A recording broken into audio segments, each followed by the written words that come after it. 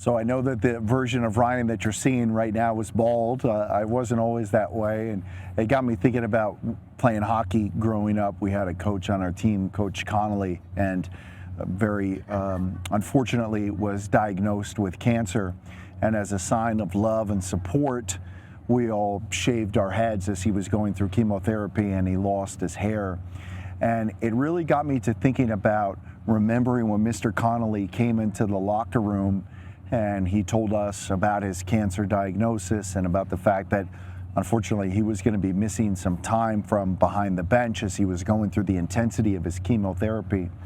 And even though I was young, I remember all of us being on the team just being so inspired by the fact that Coach Connolly came in. He was so vulnerable and he got teary-eyed, and I had never seen in my life up until that point a group of guys really come together.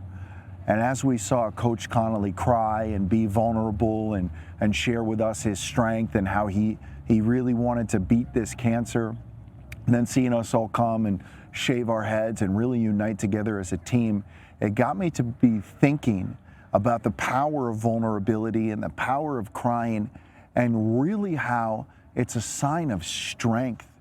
It's a sign that we can be courageous, right? And as men, as individuals that can be tremendous leaders, being vulnerable and being willing to cry is really a sign of strength.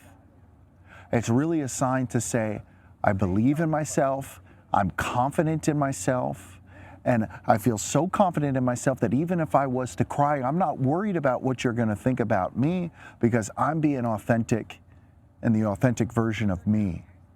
And I think that the more that we can show up in our lives like that, and our relationships like that, at work or with members of our team or whatever the case may be, an organization, a church group, whatever the case may be, that the more that we can show up humble and vulnerable and being authentic with our emotions, it really can be so courageous and inspiring to other people.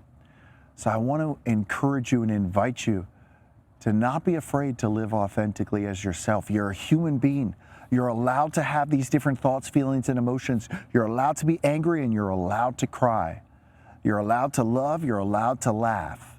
They're all human emotions. It's all part of this experience that we call being a human being.